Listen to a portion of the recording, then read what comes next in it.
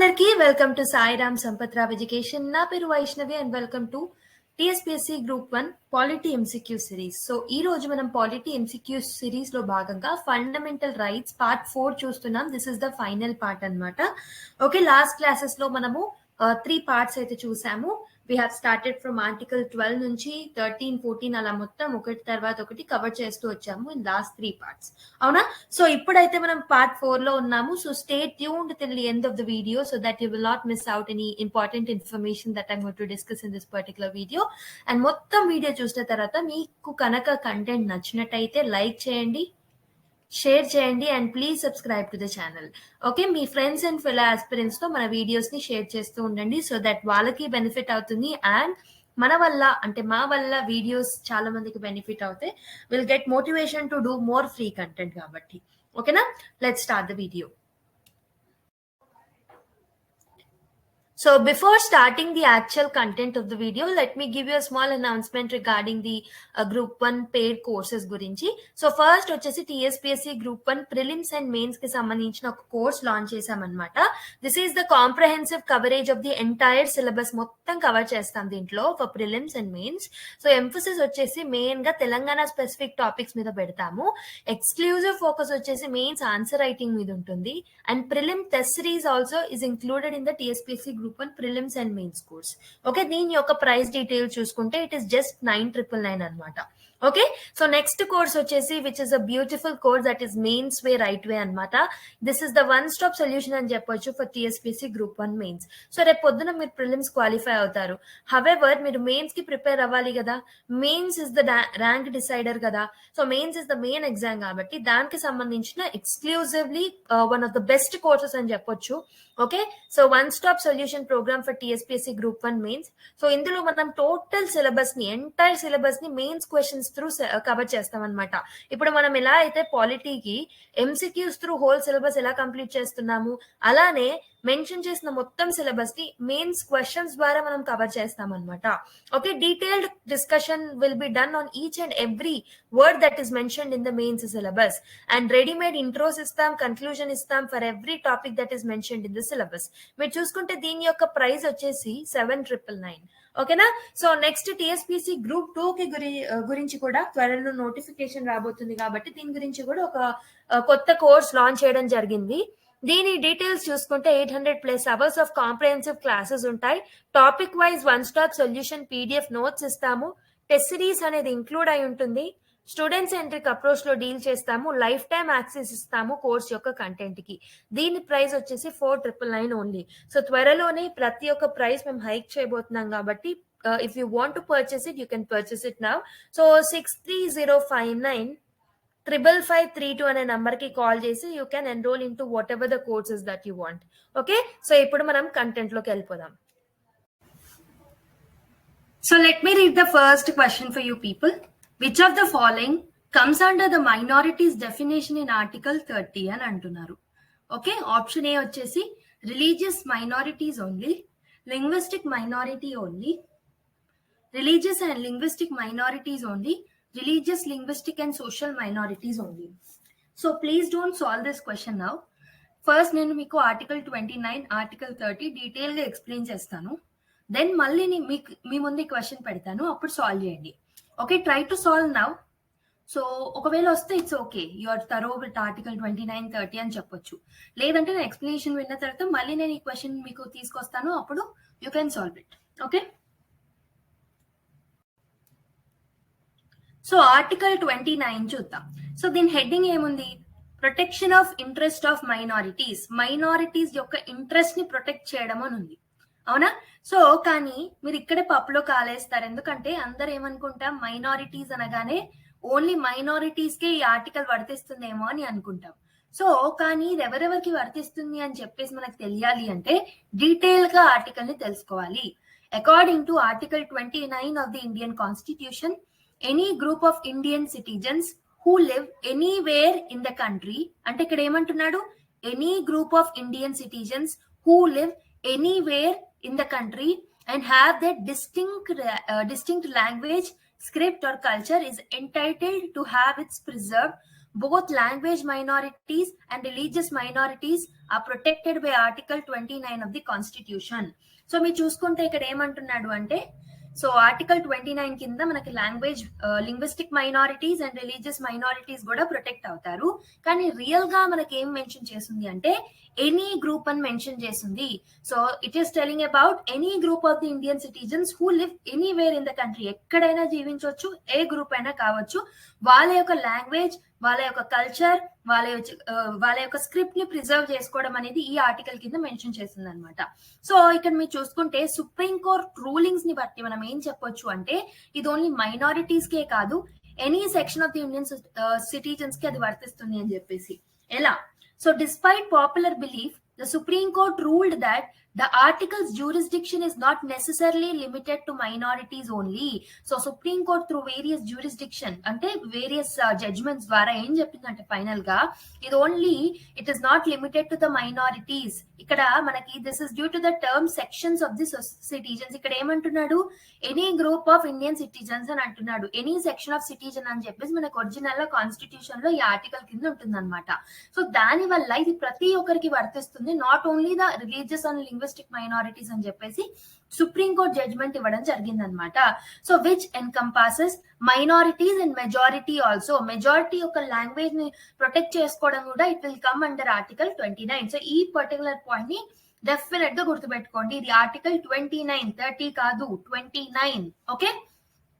The Supreme Court of India also ruled that right to advocate for the protection of language is a part to right to maintain the language.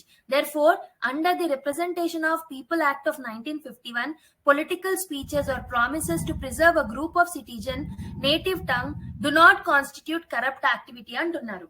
అంటే మనకేమంటున్నారు, supreme court ఒకటేమో minorities కే కాదు మెజారిటీకి కూడా వర్తిస్తుందని ఒక judgement ఇచ్చారు.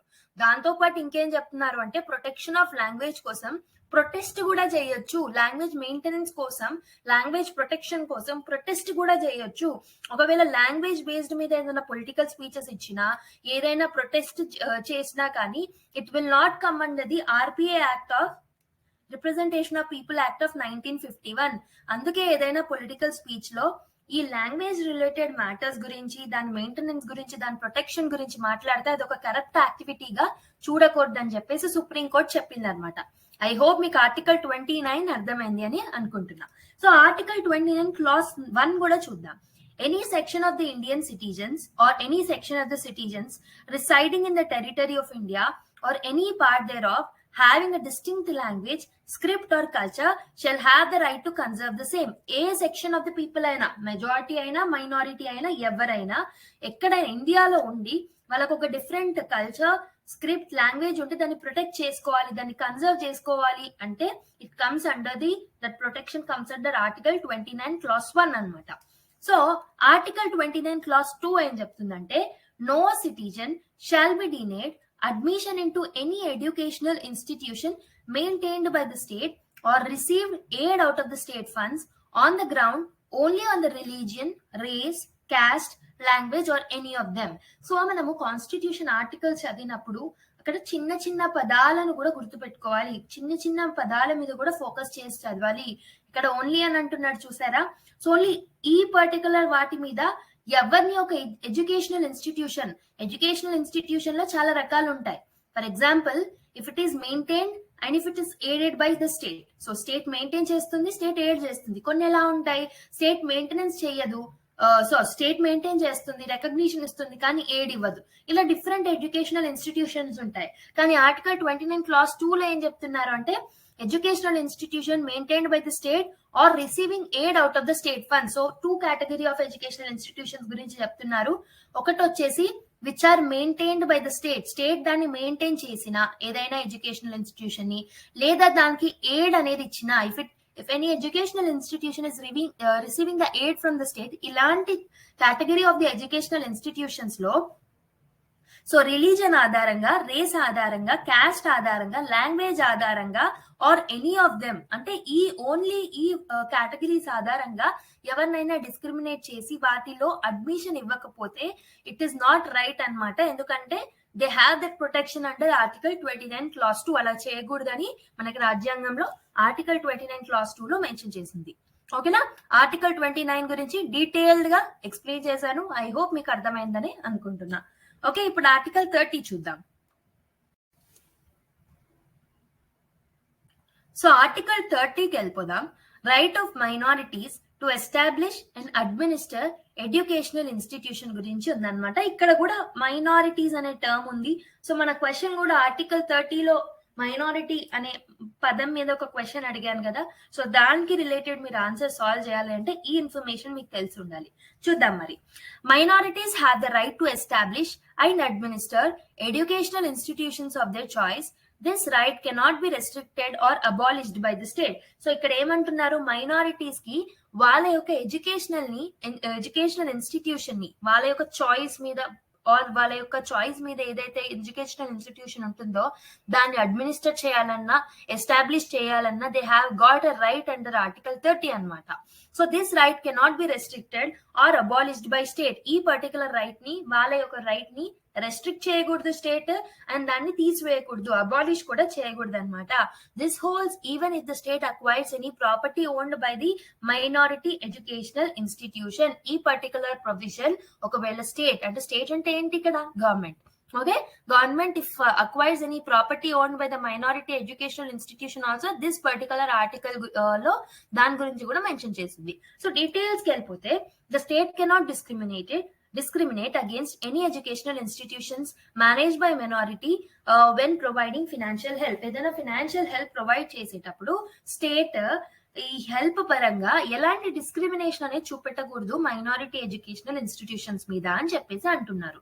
So మనకి category 1 educational institutions ఎలా ఉంటాయంటే, institutions that request both state recognition and financial like assistance. For example మీరు చూస్తే మనకి recognition on one side, government recognition and government financial assistance, FI అని రాస్తున్నాను. సో ఒక కేటగిరీ ఆఫ్ ఎడ్యుకేషనల్ ఇన్స్టిట్యూషన్ ఎలా ఉంటుంది అంటే, ఫస్ట్ కేటగిరీ గవర్నమెంట్ రికగ్నిషన్ కావాలి అండ్ ఫినాన్షియల్ అసిస్టెన్స్ కూడా కావాలి. Second type of educational institutions ఎలా ఉంటాయంటే, the request neither recognition Nar financial assistance. Third type of thing ఏంటంటే, they do not request either recognition or financial assistance. Okay, ఒక దాంట్లో ఏమో recognition కోరుకుంటారు, గవర్నమెంట్ యొక్క ఫినాన్షియల్ అసిస్టెన్స్ కోరుకోరు. ఇంకో దాంట్లో ఏమో రెండు కోరుకోరు, ఇంకో దాంట్లో ఏమో రెండు కోరుకుంటారు. ఇలా 3 కేటగిరీస్ ఉంటాయి. ఇక్కడ కొంచెం టెక్స్ట్ మిస్టేక్ ఉంది, బట్ రియల్ మీనింగ్ అనేది ఇదన్నమాట. ఒక కేటగిరీ ఆఫ్ ఎడ్యుకేషన్ ఇన్స్టిట్యూషన్స్ ఎలా ఉంటాయి, సో రెండింటిని కోరుకుంటాయి, కొన్నిట్లో రెండు కోరుకోవు, కొన్నిట్లో ఓన్లీ రికగ్నిషన్ మాత్రమే కోరుతుంది, ఫినాన్షియల్ అసిస్టెన్స్ కోరుకోదు. సో మరి ఈ ఆర్టికల్ ఎవరికి వర్తిస్తుంది అని చూస్తుంటే, okay, so article 30 clause 1 states that all minorities must be allowed to establish and administer the educational institutions of their choice. This is regardless of whether they're classified as religious or linguistic minorities. So వాళ్ళు linguistic minorities అయినా religious minorities అయినా వాళ్ళ choice ఉంటుందన్నమాట. ఒక particular educational institution ని establish చేసే right and దాన్ని maintain చేసే రైట్ వాళ్ళకి ఉంటుందన్నమాట. ఓకేనా? సో ఆర్టికల్ 30 clause 2 ఏం చెప్తుందంటే, states it is stating that the state cannot discriminate against any educational institution because it is managed by minority and providing financial help. So idenduku ee particular thing, ee particular government recognition financial assistance గురించి చెప్పాల్సి వచ్చిందంటే, కొన్ని category of educational institutions ఎలా ఉంటాయి అంటే, they want only financial aid. So ఇలా ఏదైనా minority educational institution financial aid ని కోరుకుంటే, వాళ్ళకి మీరు మైనారిటీస్ అని చెప్పేసి డిస్క్రిమినేట్ చేస్తూ ఫినాన్షియల్ ఎయిడ్ ప్రొవైడ్ చేయకుండా, ఫినాన్షియల్ హెల్ప్ ప్రొవైడ్ చేయకుండా ఉండకూడదు అనమాట state. Okay, this is regardless of the religion or the language. ఏ లాంగ్వేజ్ మినారిటీ అయినా, రిలీజియన్ మైనారిటీ అయినా వాళ్ళకి ఖచ్చితంగా ప్రొవైడ్ చేయాలన్నమాట ఫినాన్షియల్ ఎయిడ్ ఒకవేళ కోరితే. ఓకేనా? సో వాళ్ళకి ఎలాంటి డిస్క్రిమినేషన్ వాళ్ళ వైపు చూపెట్టకూడదు స్టేట్. ఓకేనా? ఇక్కడ మనకి మెయిన్ గా ఆర్టికల్ 30 లోనేమో మైనారిటీస్ అనే టర్మ్ అనేది it is mentioning about both religious and as well as linguistic minorities అనమాట. వెరాజ్ మనకి ఆర్టికల్ 29 లో మెన్షన్ చేసిన మైనారిటీ ఏంటి, అక్కడ మెజారిటీ పీపుల్ ని కూడా ఇంక్లూడ్ చేస్తూ చెప్పారనమాట. సో ఈ పర్టికులర్ చిన్న డిఫరెన్స్ ని గుర్తుపెట్టుకోండి. ఆర్టికల్ 29 వచ్చేసి it is both for majority people, majority section of the society and minority. ఎందుకంటే supreme court rulings and judgements ద్వారా చెప్పడం జరిగింది, ఇంటర్ప్రిటేషన్ ఇవ్వడం జరిగింది. ఆర్టికల్ 30 ఏమో it is including religious minority and linguistic minorities only. ఓకేనా? సో ఈ రెండింటి మాత్రమే. సో ఇప్పుడు మనం క్వశ్చన్ ని సాల్వ్ చేద్దాం. సో ఇప్పుడు ఈ క్వశ్చన్ ని సాల్వ్ చేయండి. Which of the following comes under the minorities definition of article 30? Okay, article 30 అంటున్నాడు, నాట్ ఆర్టికల్ 29 కాదు, ఆర్టికల్ 30.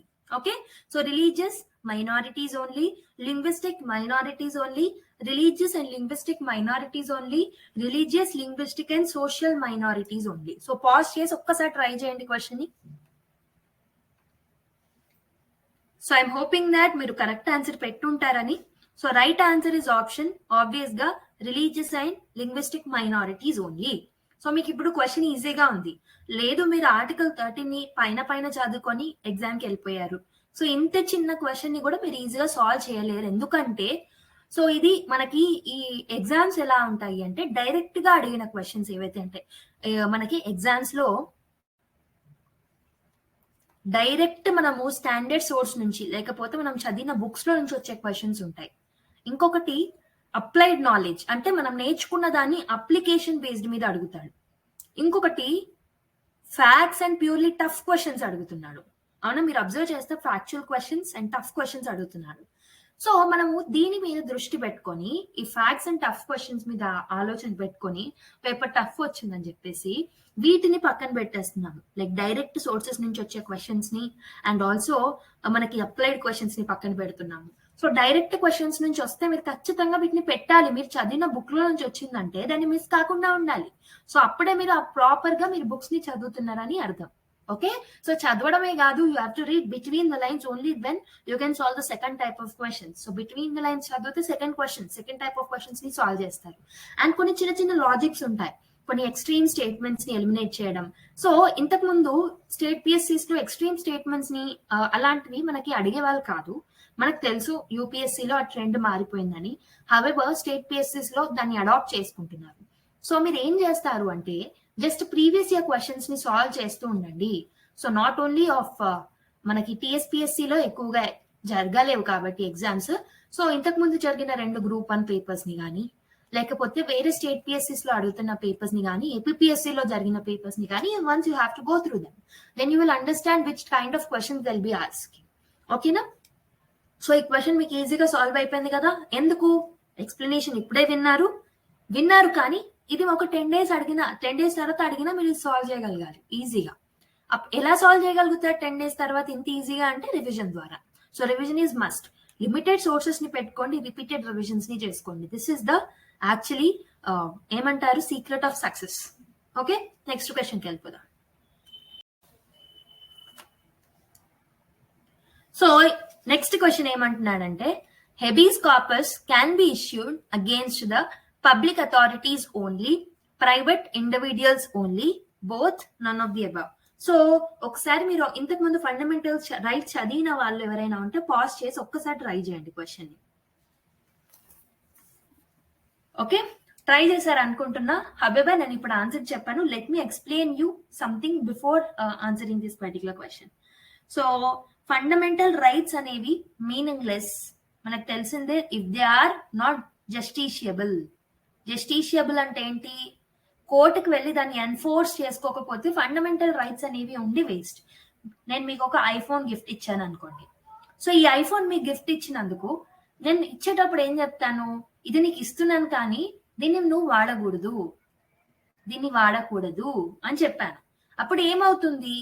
నేను గిఫ్ట్ ఇవ్వకున్నా పర్లేదు, ఇచ్చి మళ్ళీ వాడకూడదు అని చెప్తున్నాను. అప్పుడు మీకు ఎలా ఉంటుంది? ఉండి వేస్ట్ కదా, ఇచ్చి వేస్ట్ కదా, ఎందుకు ఇస్తున్నాను మా అమ్మ గిఫ్ట్ అని అంటారు. అవునా? సేమ్ అలానే ఫండమెంటల్ రైట్స్ ని కూడా మనకి రాజ్యాంగం ఇస్తున్నప్పుడు దీన్ని ప్రొటెక్ట్ చేసుకోవాల్సిన ఒక ప్రొవిజన్ ని కూడా దీంట్లో యాడ్ చేయాలి కదా. అందుకే ఆర్టికల్ 32 అనే ఒక ఆర్టికల్ ని యాడ్ చేయడం జరిగిందనమాట.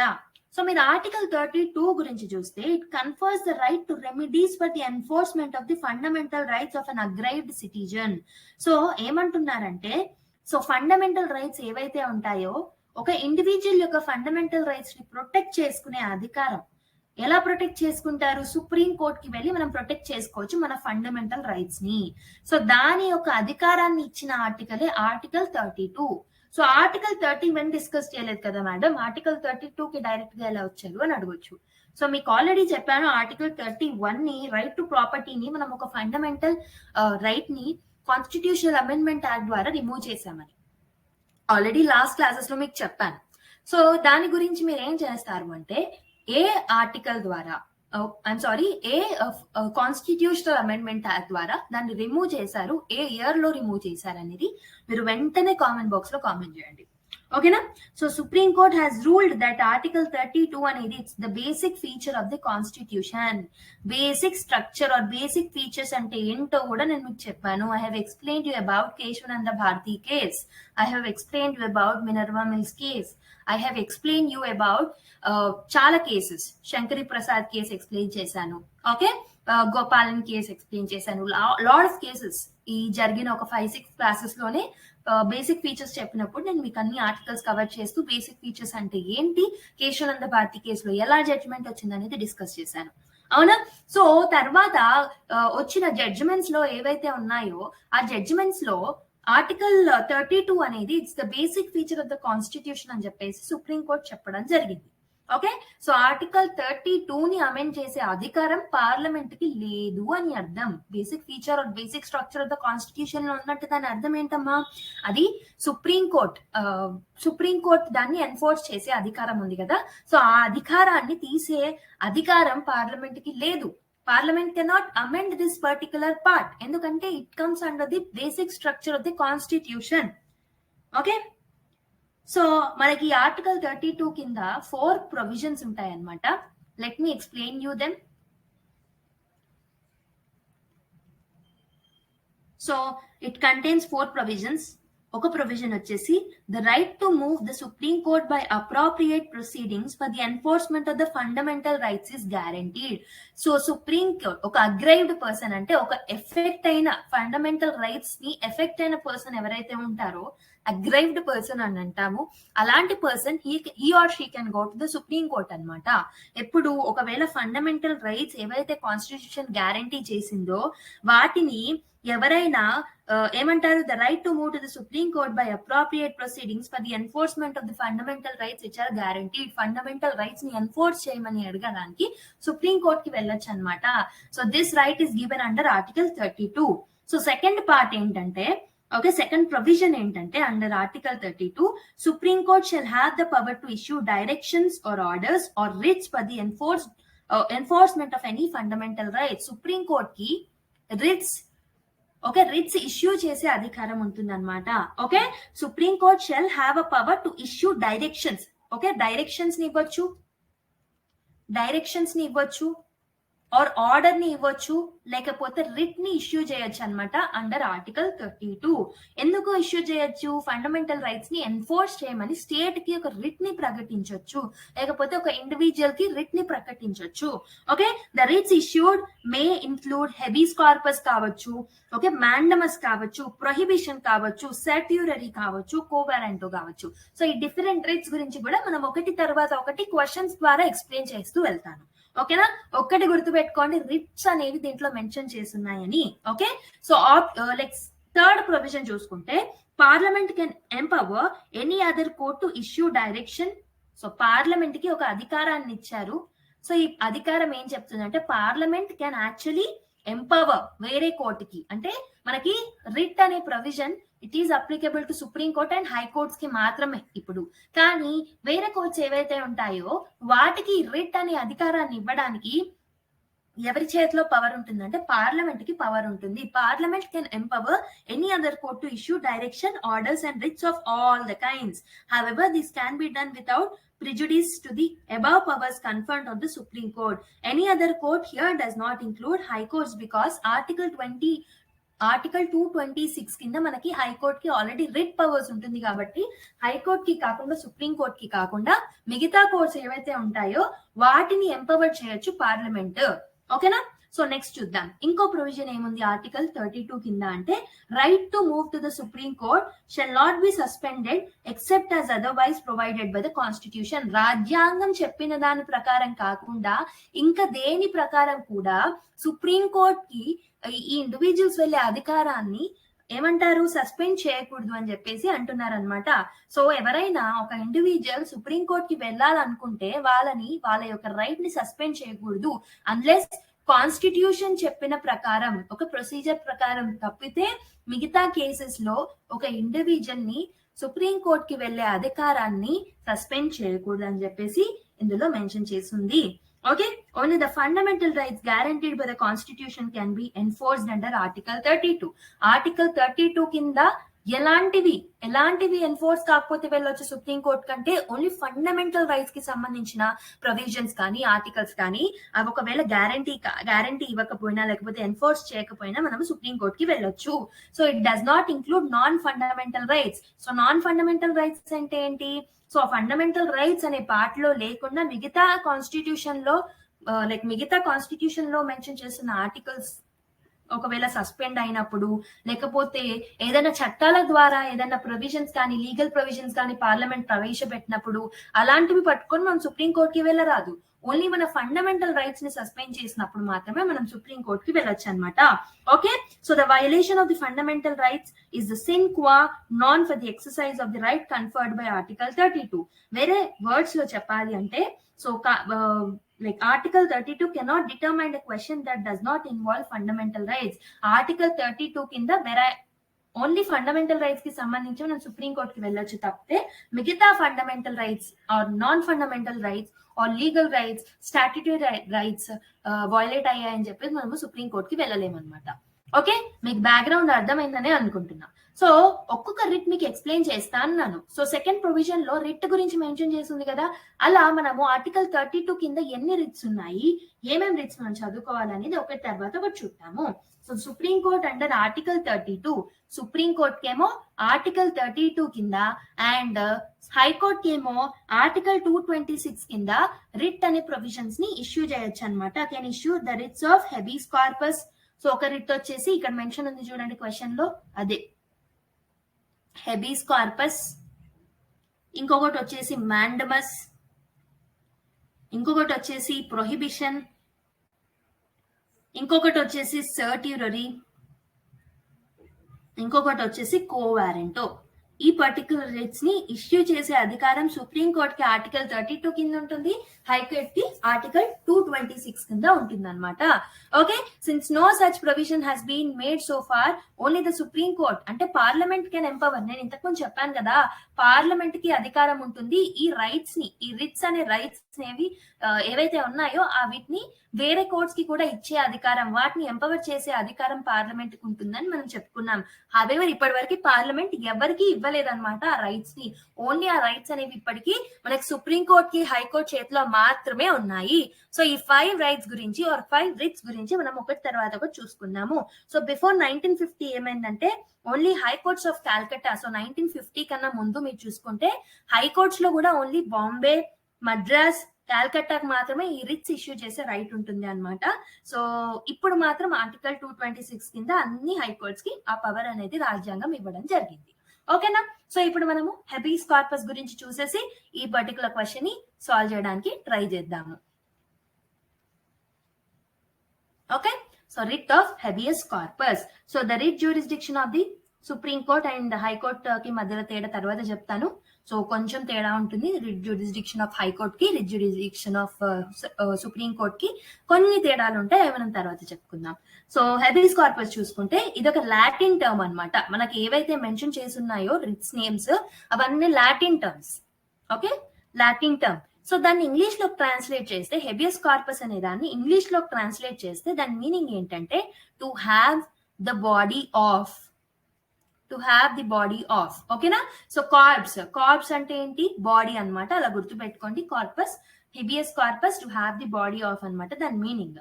ఓకే, సో ఇదేంటంటే it is an order issued by the court to a person. ఒక పర్సన్ కి ఆర్డర్ ఇవ్వడం అనమాట కోర్ట్. ఏమని ఆర్డర్ ఇస్తుంది? ఎందుకు ఆర్డర్ ఇస్తుంది అంటే ఒక పర్సన్ ఎవరైనా ఉన్నారు, ఆ పర్సన్ ఇంకో పర్సన్ ని డిటైన్ చేశారు అనుకుందాం. ఓకే, డిటైన్ చేశారు అనుకుందాము. Okay, so to produce the body of the letter before it, the court then examines the cause and legality of the detention. It could set the detained person free if the detention is found to be illegal. So thus the writ is a bulwark of the individual liberty against the arbitrary detention. So నేను మీకు explain చేస్తాను, ఒక్కసారి చూడండి. ఒక person ఉన్నారు, ఇంకో person ని detain చేశారు అనుకుందాం. So person A has detained person B. So ఇక్కడ పర్సన్ బి కి అసలు ఏం తప్పు చేయలేదు అనుకుందాం, కానీ డిటైన్ చేశారు అనుకుందాం. సో కోర్ట్ కి విషయం తెలిసింది. కోర్ట్ ఏం చేస్తుంది, ఇమీడియట్ గా హెబీస్ కార్పస్ అనే ఒక రిట్ ని ఇష్యూ చేస్తుంది అనమాట. అంటే ఒక హెబీస్ కార్పస్ అనే ఒక ఆర్డర్ ని ఏ మీద ఇస్తుంది. సో ఏ డిటైన్ చేశారు కదా, so to produce the body of, to have the body of అంటే బి ని ప్రొడ్యూస్ చేయండి, మా ముందు ప్రవేశపెట్టండి అని చెప్పేసి అడుగుతుంది. సో అప్పుడు ప్రవేశపెట్టినప్పుడు ఏం చేస్తుందంటే మొత్తం లీగాలిటీని చూస్తుంది, అసలు ఎందుకు డిటైన్ చేయాల్సి వచ్చిందనే చూస్తుంది. ఒకవేళ ఏ తప్పు ఉందనుకోండి, ఏ తప్పు అంటే బిని వదిలేస్తుంది, హిల్ బి లెఫ్ట్ ఫ్రీ అనమాట. డిటెన్షన్ నుంచి పంపించేస్తుంది బిని. ఒకవేళ ఏమంటారు, బి తప్పు ఉంటే అది చేయదన్నమాట. వేరస్ బి తప్పు లేకపోతే మాత్రం అతన్ని ఫ్రీగా వదిలేస్తుంది అనమాట. సో అందుకే మనం దీన్ని ఏమంటాము, హెబియస్ కార్పస్ ఏమంటామంటే it is the bulwark of individual liberty against arbitrary detention. ఆర్బిటరీగా ఎవరైనా మనం డిటెన్షన్ లో పెట్టాలి అనుకుంటే దానికి అగేన్స్ట్ గా పనిచేసేదే హెబియస్ కార్పస్ అన్నమాట. So the writ of habeas corpus can be issued against both political authorities as well as private individual. So ఈ ఏ అనే పర్సన్ ఎవరైతే ఉన్నారో ఈ పర్సన్ ఎవరైనా కావచ్చు, పబ్లిక్ అథారిటీ కావచ్చు, లేకపోతే he or she can be private individual also. So ఇక్కడ మీరు గుర్తుపెట్టుకోవాల్సిన point, prelims point of view లో ఏంటంటే హెబియస్ కార్పస్ అనేది it can be issued against both public individual or public authority as well as private authority or individual. Okay na? So the writ on the other hand is not issued. ఒకవేళ ఈ writ order అనేది ఎప్పుడు issue చేయకూడదనే చెప్తాను. So ఎప్పుడు issue చేయాలని ఇప్పటివరకు చెప్పాను కదా. సో ఎప్పుడు ఈ రిట్ ని ఇష్యూ చేయకూడదో చూద్దాం. ఇప్పుడు హెబియస్ కార్పస్ అనే రిట్ ని ఎప్పుడు ఇష్యూ చేయొద్దంటే, సో డిటెన్షన్, ఒకవేళ డిటెన్షన్ ఏదైతే ఉందో అది లాఫుల్ గా జరుగుతుంది, చట్ట ప్రకారమే జరుగుతుంది అన్నప్పుడు హెబియస్ కార్పస్ ని ఇష్యూ చేయకూడదు అనమాట. If the proceeding is for contempt, ఒకవేళ లెజిస్లేచర్ ని గాని కోర్ట్ ని గాని కంటెంప్ట్ చేసినందుకు గాను డిటెన్షన్ లో పెట్టుంటే దానికి అగేన్స్ట్ గా కూడా హెబియస్ కార్పస్ ని ఇష్యూ చేయరాదన్నమాట. So the detention is by a competent court. ఒకవేళ కాంపిటెంట్ కోర్ట్ అనేది డిటెన్షన్ ప్రకటిస్తే దాన్ని కూడా దీని కిందికి తీసుకురారాదు. And detention is outside the jurisdiction of the court. ఒక కోర్ట్ యొక్క జ్యూరిస్డిక్షన్ అంటే ఫర్ ఎగ్జాంపుల్ హైదరాబాద్ ఉంది, హైదరాబాద్ కి సంబంధించిన హైకోర్టు జ్యూరిస్డిక్షన్ లో లేనిది హైకోర్టు అనేది ప్రకటించకూడదు రిట్స్. ఫర్ ఎగ్జాంపుల్ మద్రాస్ కోర్టు ఉంది అనుకుందాం. సో మద్రాస్ కోర్టుకి ఆ పరిధిలో అంటే ఆ జ్యూరిస్డిక్షన్ లో ఉన్న మెంబర్ కి ఈ హైదరాబాద్ కోర్టు ఈ రిట్ ని ఇష్యూ చేయకూడదు అనమాట. ఇష్యూ చేయరాదు, ఎందుకంటే హైదరాబాద్ జ్యూరిస్డిక్షన్ లో రాదది. అవునా, అర్థమైందా? సో దాని పరిధిలో అంటే దాని జ్యూరిస్డిక్షన్ లో వస్తేనే అది మాత్రం చేయాలన్నమాట. ఓకేనా? సో ఇప్పుడు మనం చూద్దాం, క్వశ్చన్ ని సాల్వ్ చేద్దాం. Give me a second. Yeah. So మీరు చూసుకుంటే habeas corpus can be issued against the public authorities only, private individuals only, both, none of the above. So ఒకసారి ట్రై చేయండి క్వశ్చన్ ని. So I'm hoping that you have tried it. Right answer మనకు తెలిసిందే option C, both అని ఇంతకు ముందు చెప్పాను. So option C is the right answer. So next mandamus అనే రిట్ ఒక క్వశ్చన్ ని సాల్వ్ చేసే ముందు let me tell you and explain you about writ called as mandamus. Mandamus writ గురించి ఎక్స్ప్లెయిన్ చేస్తాను చూడండి. సో మ్యాండమస్ అనే రిట్ కూడా ఆర్టికల్ 32 కిందకే వస్తుంది మీరు చూసుకుంటే. సో దీని యొక్క మీనింగ్ వచ్చేసి వి కమాండ్ అనమాట. మ్యాండమస్ అంటే ఏంటి, దీని యొక్క లిటరల్ మీనింగ్ వి కమాండ్. సో కమాండ్ అంటే ఏంటి? So it is a command which is issued by the court. Court ఒకవేళ ఏదైనా కమాండ్ ని ఇష్యూ చేస్తే ఫర్ పబ్లిక్ అఫీషియల్, ఒక పబ్లిక్ అఫీషియల్ కి అగేన్స్ట్ గా ఏదైనా కమాండ్ ని ఇష్యూ చేయడాన్ని రిట్ ఆఫ్ మ్యాండమస్ అని అంటామన్నమాట. So it is asking a public official to perform his official duties that he has failed or refused perform. ఒకవేళ ఒక public official who is working under the government, so అతను ఒకవేళ తన యొక్క డ్యూటీని correct గా పాటించట్లేదు లేకపోతే పర్ఫామ్ చేయట్లేదు అన్నప్పుడు రిట్ ఆఫ్ మ్యాండమస్ ని అతనికి అగేన్స్ట్ గా కోర్ట్ అనేది ఇష్యూ చేయొచ్చు అనమాట. So it is only against public official. ఇది గుర్తుపెట్టుకోండి, హెబియస్ కార్పస్ ఏమో ప్రైవేట్ అండ్ పబ్లిక్ అని చెప్పాను. సో ఇది మాత్రం ఓన్లీ పబ్లిక్ అఫీషియల్ కి అగేన్స్ట్ గా మాత్రమే పర్ఫామ్ చేయొచ్చు ఆర్ ఇష్యూ చేయొచ్చు. It can be issued against the public body or a corporation or an inferior court or a tribunal or a government for the same purpose.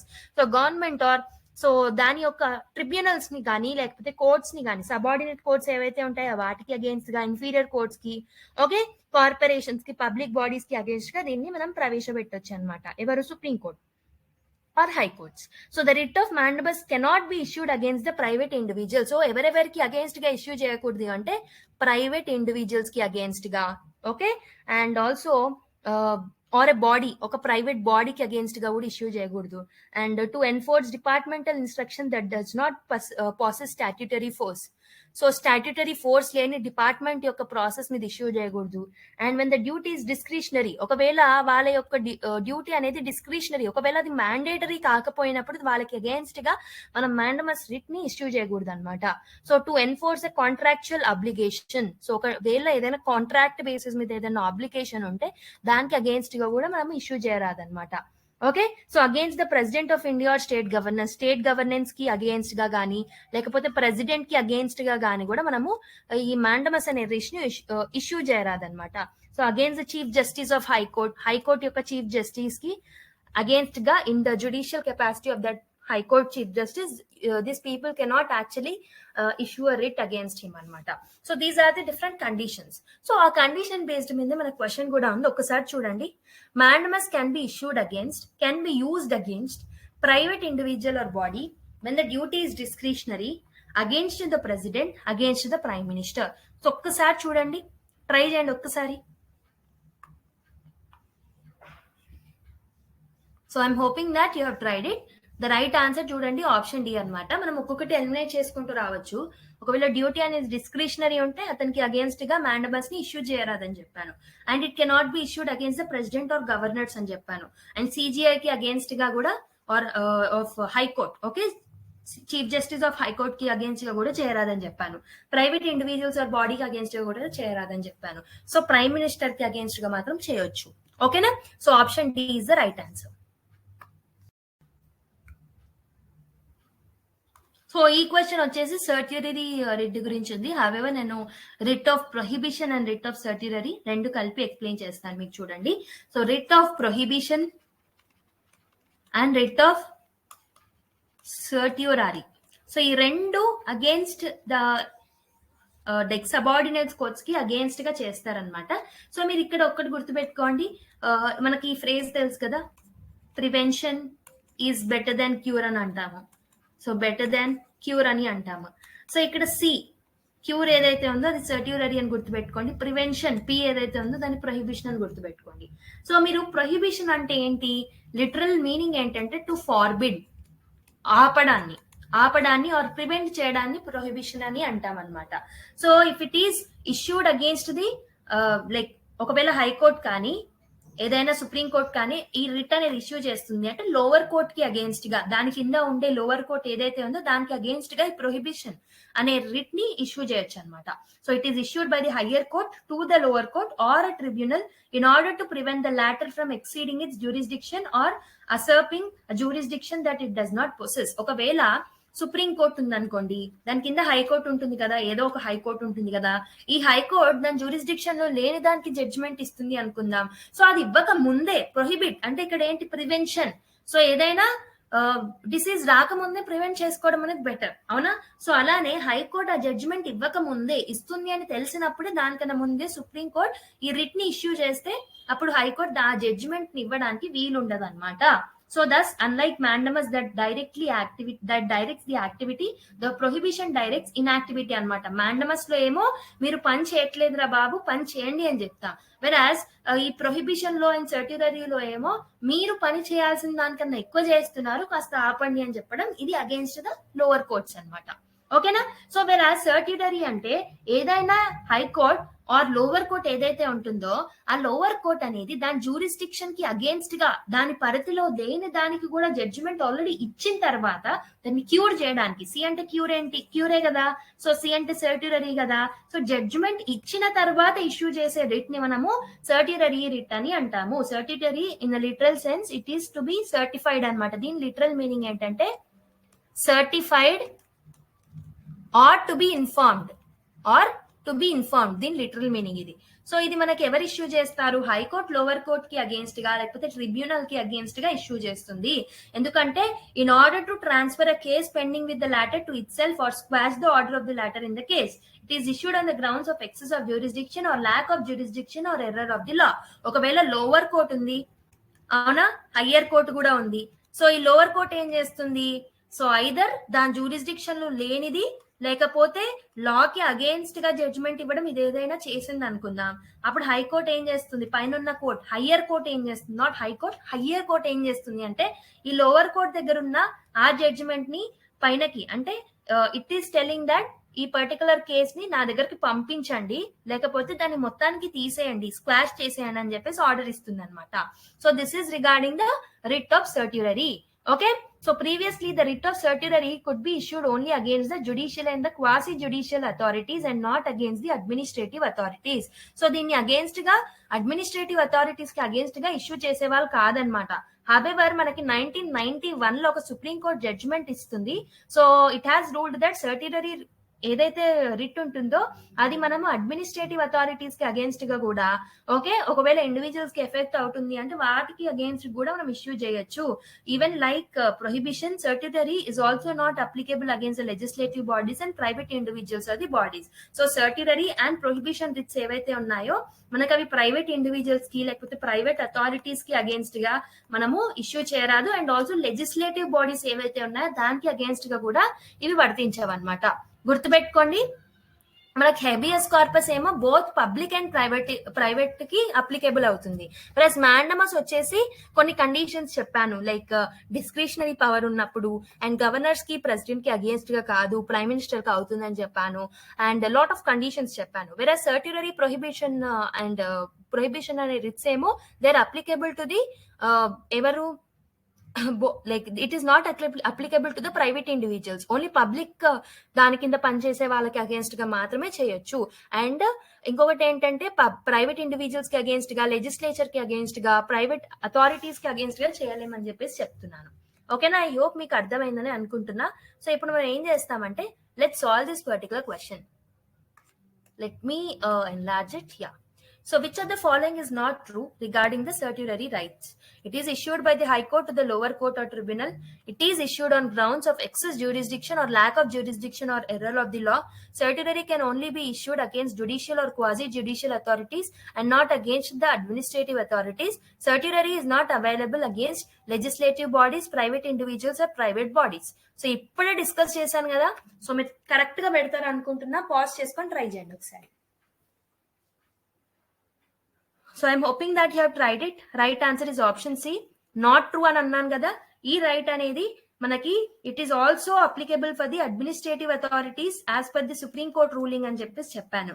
So అందుకే మనకు option C అనేది wrong statement. So wrong statement ఏది అని అడుగుతున్నారు కాబట్టి option C అనేది right answer అనమాట. ఓకేనా, సో మిగతా కండిషన్స్ అన్ని నేను మీకు ఆల్రెడీ ఎక్స్ప్లెయిన్ చేశాను. So option C is the right answer for this question. Let's go to another question now.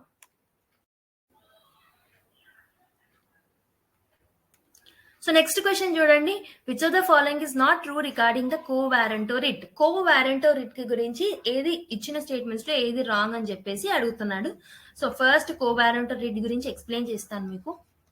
So writ of quo warranto, this is the last writ that I'm going to explain you. Already అన్ని చెప్పేశాను. So quo warranto literal meaning ఏంటంటే by what authority, by what authority or warrant, by what authority or warrant. So ఇక్కడ పేరులోనే ఉంది warrant, by what warrant or by what authority అని చెప్పేసి దీని meaning అనమాట. సో ఇది వచ్చేసి it is issued by the court in order to enquire in to the legality of the claim of a person to a public office. Legality of a claim ని enquire చేయడానికి issue చేసే writ ని మనం కోవారెంట్ writ అని అంటాం అనమాట. So ఇది particular గా రిట్ అనేది ఏం చేస్తుందంటే it will prevent illegal usurpation of the public offense by the person. So ఒక పర్సన్ మీద ఇల్లీగల్ అఫెన్స్ అనేది పడితే, ఇల్లీగల్ గా అతని మీద పబ్లిక్ అఫెన్స్ అనే ఒక అస్పిరేషన్ పడింది అనుకోండి, దానికి అగేన్స్ట్ గా, అది ఇల్లీగల్ కాబట్టి సో దానికి అగేన్స్ట్ గా వేసింది, దాన్ని ఇంకా ఎంక్వైరీ చేయడానికి వేసింది ఈ పర్టికులర్ కోవారెంట్ అనమాట. The writ can be issued only in a case of a substantive public office of a permanent character created by the statute or by the constitution. ఏదైనా అథారిటీ పబ్లిక్ క్యారెక్టర్ లో ఉంది అని అనిపిస్తేనే, okay, constitution ప్రకారం దానికి against గా మాత్రమే మనము quo warranto writ ఇస్తామన్నమాట. It cannot be issued in cases of ministerial office or private offices. Private offices కి లేకపోతే మినిస్టీరియల్ ఆఫీసెస్ కి ఈ కోవారెంట్ రిట్ అనేది వర్తించదు. ఓకేనా? So unlike the other four this can be sought by any interested person and not necessarily by the aggrieved person. So మీరు చూసుకుంటే main difference of this particular warrant quo warranto ఏంటంటే మనకి habeas corpus కానీ, mandamus కానీ, prohibition కానీ, certioraris కానీ, ఈ particular articles ఏంటో ఆర్ రిట్స్ ఏవైతే ఉన్నాయో, ఎవరైతే పర్సన్ ఎఫెక్ట్ అవుతారో వాళ్ళు మాత్రమే వెళ్ళి ఆ రిట్ కి ఆ రిట్ ఇష్యూ చేయమని కోరొచ్చు. వెర్ యాజ్ కోవారెంట్ మాత్రం ఎవరైనా వెళ్ళొచ్చు, ఎఫెక్ట్ అయిన పర్సనే కాదు, ఎవరైనా రిట్ ఇష్యూ చేయమని ఆర్డర్ వేయొచ్చు. ఓకేనా? I hope you have understood. So ఇప్పుడు క్వశ్చన్ ని సాల్వ్ చేద్దాం. ఓకే,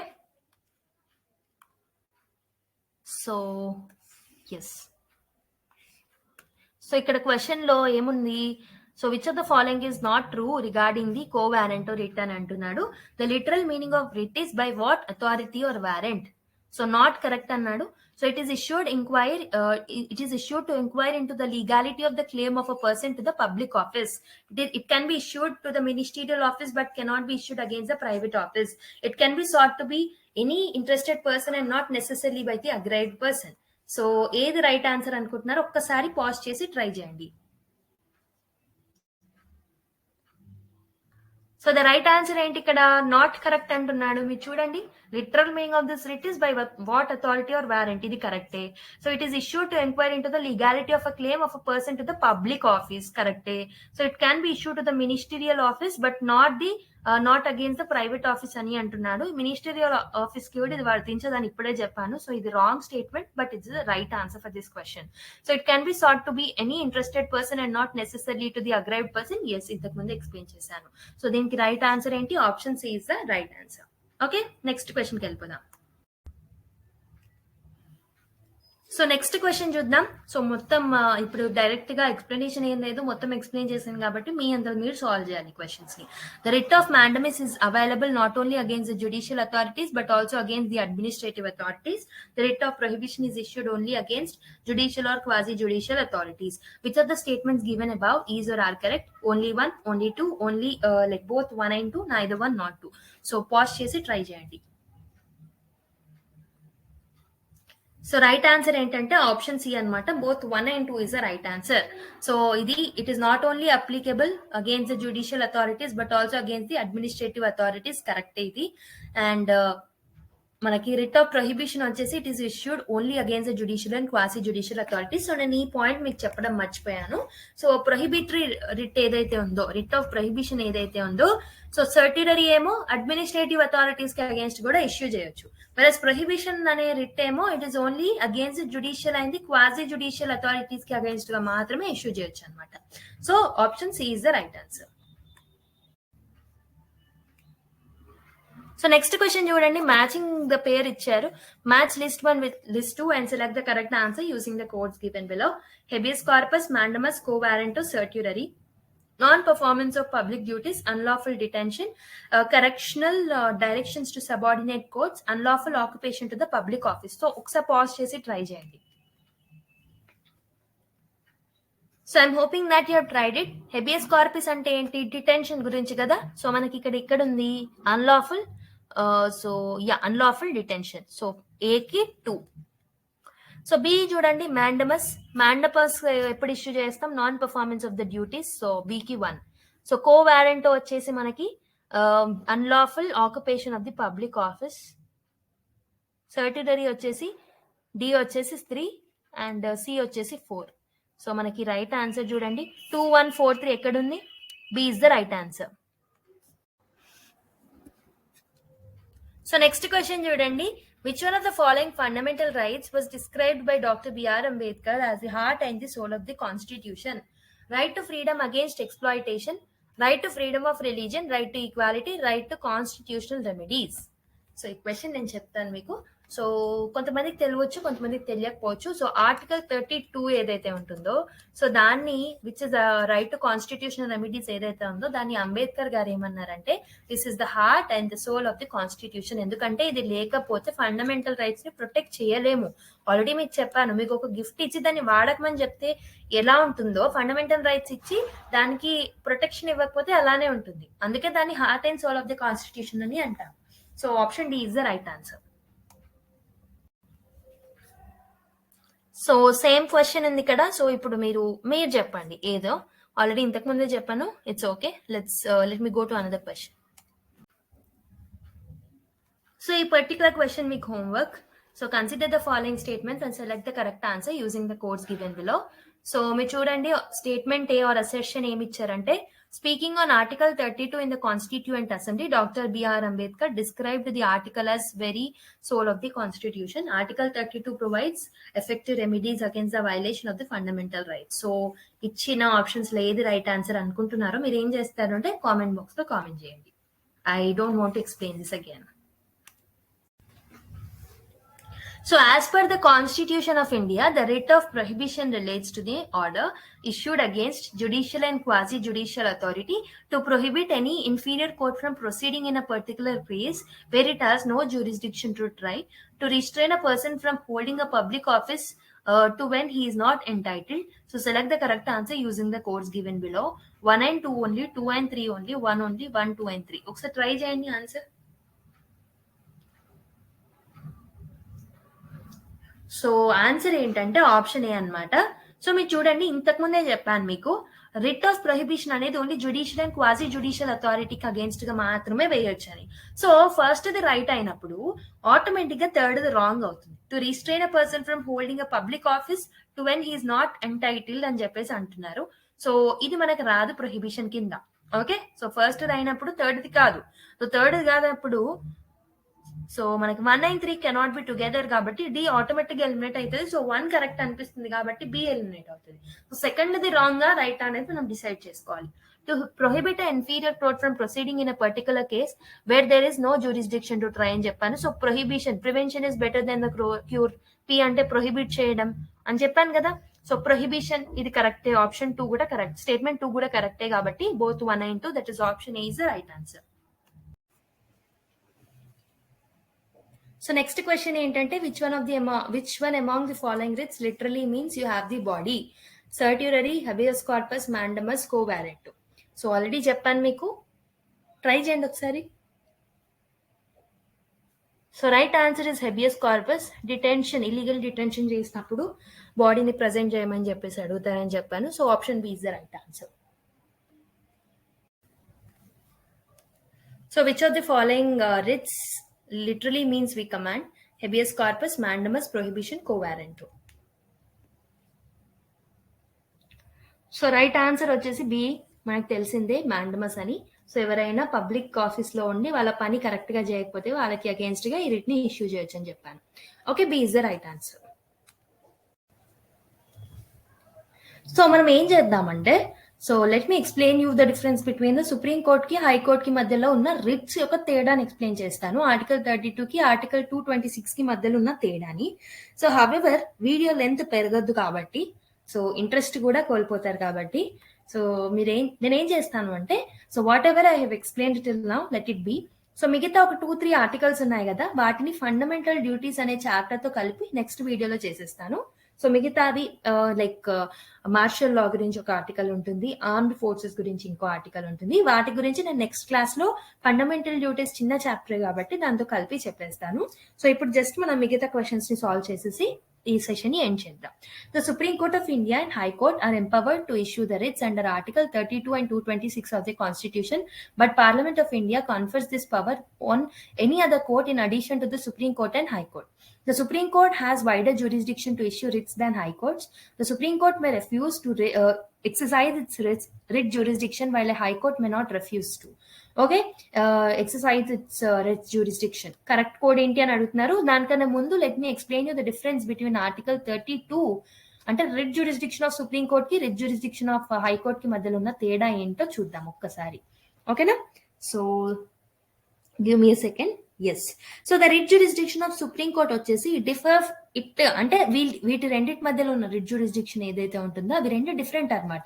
సో ఆర్టికల్ 32 కింద సుప్రీం కోర్టుకు ఉంటుంది ఈ జ్యూరిస్డిక్షన్, ఆర్టికల్ 226 కింద మనకి హైకోర్టుకు ఉంటుంది ఈ జ్యూరిస్డిక్షన్. హవెవర్ పార్లమెంట్ ఎవరైనా వేరే కోర్టుకి ఇవ్వాలనుకుంటే పార్లమెంట్ కి ఇచ్చే అధికారం ఉంటుందని చెప్పాను, కానీ ఇప్పటి వరకు పార్లమెంట్ అలా ఎవరికి ఇవ్వలేదు, ఏ కోర్టుకి కూడా ఇవ్వలేదు. So the supreme court can issue writs only for the enforcement of the fundamental rights. So fundamental rights కి సంబంధించింది మాత్రమే ఆర్టికల్ 32 లో ఉంటుందని చెప్పాను. వెరాస్ 226 కింద రిట్స్ ని హైకోర్ట్ వచ్చేసి it can issue writs not only for the fundamental rights enforcement but also వేరే పర్పసెస్ కి కూడా హైకోర్ట్ రిట్స్ ని ఇష్యూ చేయొచ్చు అనమాట. This is the first difference. So the expression for any other purpose అంటే enforcement of any ordinary legal right also. ఏదైనా legal right ని issue చేయాలన్నా, ఎన్ఫోర్స్ చేయాలి అన్నా దానికి అగేన్స్ట్ గా రిట్ ని ఇష్యూ చేయొచ్చు అనమాట హైకోర్ట్. ఓకే, సో అందుకే మనం ఏం చెప్పొచ్చు అంటే సుప్రీం కోర్ట్ యొక్క జ్యూరిస్డిక్షన్ ఆఫ్ రిట్ ఏదైతే ఉందో, రిట్ జ్యూరిస్డిక్షన్ ఏదైతే ఉందో అది నారో అనమాట. సో ఇట్ ఈస్ నారో ఎందుకంటే ఇది ఓన్లీ ఫండమెంటల్ రైట్స్ కి సంబంధించింది మాత్రమే. వెరస్ హైకోర్టుకు ఉన్నది ఏంటి, బ్రాడ్. అవునా, so it is not having, it is having a wider jurisdiction. Broad అనొచ్చు లేకపోతే వైడర్ జ్యూరిస్డిక్షన్ అని కూడా అనొచ్చు. ఓకేనా, సో ఇంకొక తేడా చూసుకుంటే the supreme court can issue writs against a person are government through out the territory of India. So supreme court వచ్చేసి త్రూ అవుట్ టెరిటరీ, దాని jurisdiction through out the territory of India ఉంటుంది. వెరాస్ మనకి high court కి writ jurisdiction వచ్చేసి దాని jurisdiction, దాని పరిధిలో ఉన్నది మాత్రమే అది రిట్ ని ఇష్యూ చేసుకోవచ్చు అనమాట. Okay, so which comes and if it is coming under it's jurisdiction it can issue a writ against that particular person are authority. So the territorial jurisdiction of the supreme court for the purpose of issuing writs అనేది it is wider. So మనకి writ jurisdiction మొత్తంలో చూసుకుంటే supreme court కున్న power ఏంటి, it is నారోవర్ than high court. However territorial jurisdiction ప్రకారం అంటే territory ప్రకారం supreme court కున్న జ్యూరిస్డిక్షన్ వైడ్ గా ఆర్ బ్రాడ్ గా ఉంది ఆర్ వైడ్ గా ఉంది. వెరాస్ మనకి టెరిటోరియల్ జ్యూరిస్డిక్షన్ ప్రకారం హైకోర్ట్ జ్యూరిస్డిక్షన్ అనేది నారోగా ఉందని చెప్పేసి చెప్పొచ్చు. Remedy under article 32 is in it self as fundamental right and hence Supreme Court may not refuse it to exercise its jurisdiction. Supreme Court writs issue చేయలేనని మాత్రం సుప్రీంకోర్టు చెప్పలేదన్నమాట. ఖచ్చితంగా it should not refuse, it have to accept. Okay, it has to actually issue the writs. Definitely correct గా దాన్ని issue writs ఇవ్వాలి అన్న టైంలో ఇవ్వాలి అనమాట. Okay, there on the other hand remedy under article 226 ఏదైతే ఉందో ఈ హైకోర్టుకు ఉన్న పవర్ ఏంటంటే డిస్క్రిషనరీ పవర్ అనమాట. దానికి ఇష్టం ఉంటే ఇవ్వచ్చు లేకపోతే రెఫ్యూజ్ కూడా చేయొచ్చు. సో ఇది దీనికి మధ్యలో ఉన్న తేడా. సో ఇప్పుడు క్వశ్చన్ ని సాల్వ్ చేయండి. సో పాజ్ చేసుకొని సాల్వ్ చేయండి. So I'm hoping that you have tried this particular question. మీరు చూసుకుంటే సో స్టేట్మెంట్ 1 ఏమంటున్నాడు, the Supreme Court of India and High Court are empowered to issue writs under Article 32 and 226 of the Constitution, but Parliament of India confers this power on any other court in addition to the Supreme Court and High Court అంటున్నాడు. So ఇది కరెక్టే, మనకు తెలుసు కదా. Okay, so next statement, the supreme court has wider jurisdiction. So supreme court కి wider jurisdiction ఉందా? No. High court కి wider jurisdiction ఉంటుంది compare to the supreme court. So statement 2 automatic గా రాంగ్ అయిపోతుంది. So direct 1 only is the right answer. However third statement కూడా చూద్దాం. The supreme court may refuse to exercise its writ jurisdiction while high court may not refuse its writ jurisdiction. So high court refuse చేయొచ్చు అని చెప్పాను, వేరే supreme court చేయకూడదు అని చెప్పాను. So అందుకే స్టేట్మెంట్ 3 కూడా తప్పు. సో ఇక్కడ జస్ట్ ఏం చేశారంటే ఇలాంటి స్టేట్మెంట్స్ లో when comparison type of questions అడిగినప్పుడు ఎక్కువ మటుకి స్వాప్ చేస్తాడనమాట. అంటే హైకోర్ట్ కి సుప్రీం కోర్ట్ది, సుప్రీం కోర్ట్ కి హైకోర్ట్ది, అలా స్వాపింగ్ అనేది జరుగుతుంది. అక్కడ మీరు దృష్టిలో పెట్టుకొని మీరు సాల్వ్ చేస్తే ఈజీగా సాల్వ్ చేయగలుగుతారు. So option A is the right answer.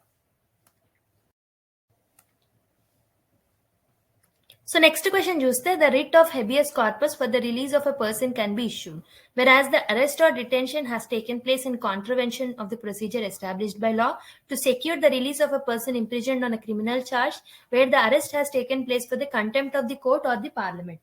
So ఇప్పుడు ట్రై చేయండి ఒకసారి. So select the correct answer using the codes given below.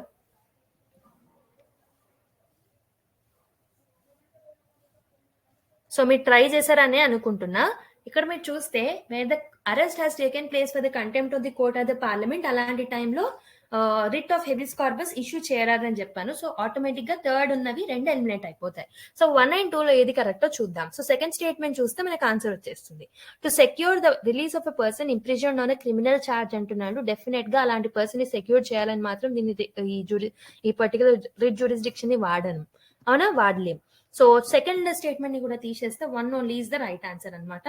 So it is where the arrest of detention has taken place in the contravention of the procedure established by law. Okay, law చెప్పిన ప్రకారం, చట్టం ప్రకారం కాకుండా against గా ఎవరినైనా detain చేస్తే అప్పుడు ఈ పర్టికులర్ రిట్ ని ఇష్యూ చేయొచ్చు. So article, so the option C is the right answer అనమాట. So next question చూడండి, which of the following statements is or are correct? In India, the constitutional remedy under Article 32 is available only in case of a fundamental rights, not in the case of rights which follow from some other provision in the Constitution. Both the Supreme Court and High Court can issue the writs of habeas corpus, mandamus, prohibition, certiorari and quo warranto only for the purpose of the enforcement of the fundamental rights. So courts వచ్చేసి, answers వచ్చేసి only 1, only 2, both 1 and 2, neither 1 not 2. Try చేయండి ఇప్పుడు. So right answer వచ్చేసి only 1, అవునా. So మీరు చూసుకుంటే statement 1 లో ఏమంటున్నాడు, ఇన్ ఇండియా కాన్స్టిట్యూషనల్ రెమెడీ వచ్చేసి ఆర్టికల్ 32 లో ఉంటుంది.